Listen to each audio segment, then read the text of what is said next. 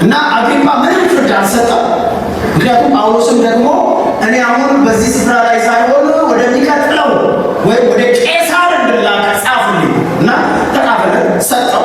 መሄድ ጀመረ። መጽሐፍ ቅዱስ ሲናገር ምዕራፍ 27 ላይ ጳውሎስ ጉዞ ጀመረ። በነገራችን ላይ ጳውሎስ ይባይ ተቀብሎ ሲሄድ ጳውሎስ ብቻውን አልነበረም።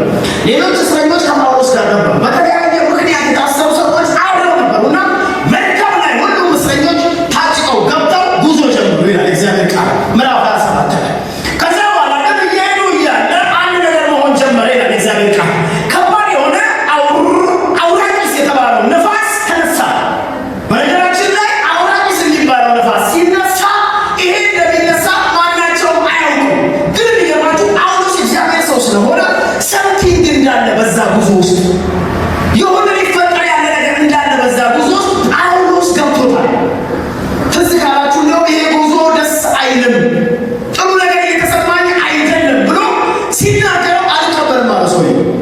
እንዲያው ከጳውሎስ ከተናገረ ይልቅ ሾፌሩን ያምነው ነበር፣ የመርከቡን ነጂውን አምኖት ነበር ይላል እግዚአብሔር ቃል።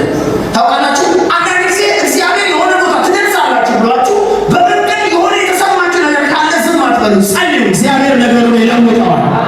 ወይኔ አንድ ሰው ጮሆ አሜን ይበልስ። ትገቡና አንድ ጊዜ አሜን በሉ። ከዚያ በኋላ ጳውሎስ ተነሳ። ባይዘው ጳውሎስ ሲነሳ የተነሳበት አነሳስ ሄዶ ቄሳር ፊት ለመዳኘትና ፍትህ ለማግኘት ነው የተነሳው። ለዚህ ነው ጳውሎስ። በዚህ መካከል ግን እየሄደ ያለ አውራቂስ የሚባለው ነፋስ ተነሳ። አውራቂስ የተነሳበት ምክንያት እንዳልኳችሁ ነው። አሁን እዛ ውስጥ ከሌሎቹ ሰዎች ለየት የሚያደርገው አንድ እግዚአብሔር ሰው አለ።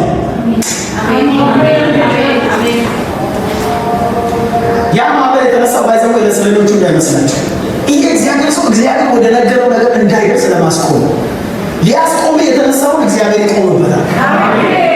እንደዚህ ነው የምትለው። እግዚአብሔር ሊደርስ ባለበት ጉዳይ ላይ ስትካመን የተነሳውን ይመታልሃል። አንድ ሰው ሆነ አሜን። በደንብ ስለምንጸልይ ቶሎ ይልቻስ በዚህ ሰዓት ምዕራፍ 27 ላይ እየሄዱ እያለ እንደዚህ አይነት ነገር ተነሳ እና መጨረሻ ላይ የሚገርማችሁ ነገር በዚህ ሁሉ ነገር ውስጥ ከባድ ጭንቀት ውስጥ ገቡ። ሁሉም እንግዲህ አስቡ፣ እስረኛ ሁሉ ተስፋ አለው። አንድ ቀን ምን እላለሁ እፈታለሁ፣ አንድ ቀን ነፃ እወጣለሁ፣ አንድ ቀን ነፃ ወጥቼ እኔም እንደ ሌሎች ሰዎች ነፃነቴን እቀበላለሁ ምናምን።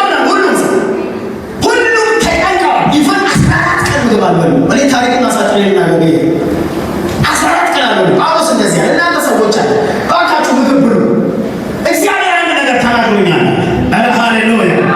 እዚህ ውስጥ ካለነው ከእያንዳንዳችን አንድም የሚጠፋ ነፍስ የለም። መርከቧ ተሰባብራ ከባድ ጭንቀት መጥቶ ማለት የማይችሉበት አይነት ነገር ተፈጥሮ ተስፋ ቆርጠው ድምፅ ግን ጳውሎስ ጋር መጣ። አንድ ሰው እጆቹን ከፍ ያድርግና የእግዚአብሔር ድምፅ ወደ እኔ ይመጣል ይበል። ኧረ ተናገር፣ የእግዚአብሔር ድምፅ ወደ እኔ ይመጣል ብለዋል። ሃሌሉያ። ድምፅ መጣ። ምንም ጳውሎስ አትፍራ፣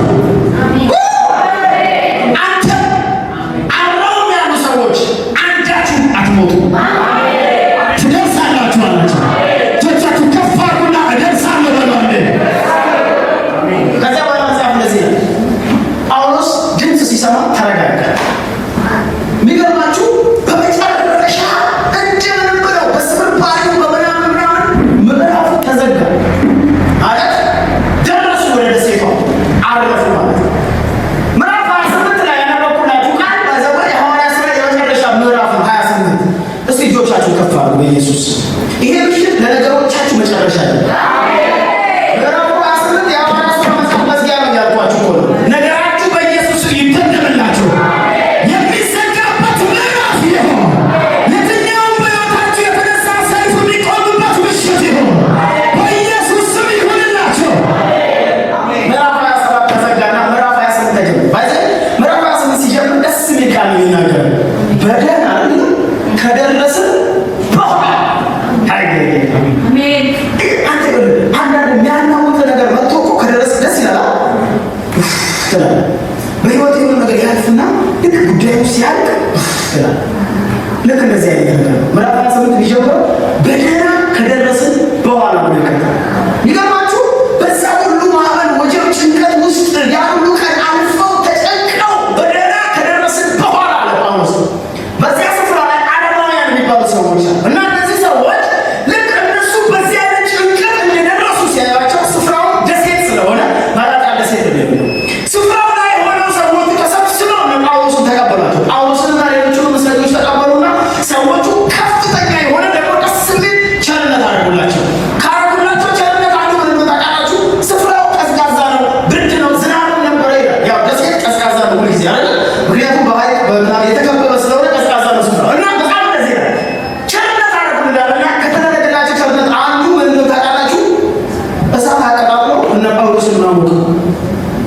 እግዚአብሔር ሰው ይስጣችሁ። አሜን። አረተው አሜን በል። አሜን። ያውሬ ነው በረዶ ስትንቀጠቀጥ አይዞህ ሚል ሰው ሳይ በቃ የሚያቀጣጥል ሙቀት የሚሰጥ እሺ፣ እግዚአብሔር ይኸው ገንዘብ የሚሰጥ ሰው ይስጥ። ሰዓት ኮ ነው አይ ዲኮ ነው ቸርነት ባይዘመኝ ዲኮ ቸርነት በነገር ላይ የጠበቀው ነገር አይደለም እኮ በህይወት አንተ ሳታስበው የሚደረግልህ ነገር። እሺ እግዚአብሔር ይስጣችሁ። አሜን። የሚያሞቃችሁ ሰው ይስጣችሁ። በከበዳችሁ ነገር ነገራችሁን የሚያቀል ሰው ይስጣችሁ። በአስፈላጊ ሰዓት የሚሆን ነገር የሚያቀርብላችሁ ሰው ይስጣችሁ በኢየሱስ ስም። እግዚአብሔር ባይዘመኝ እንዲህ አይነት መልካም የሰው ቸርነት ይባላል በነገራችን እግዚአብሔር ቸር። አንዳንድ ደግሞ ቸርነት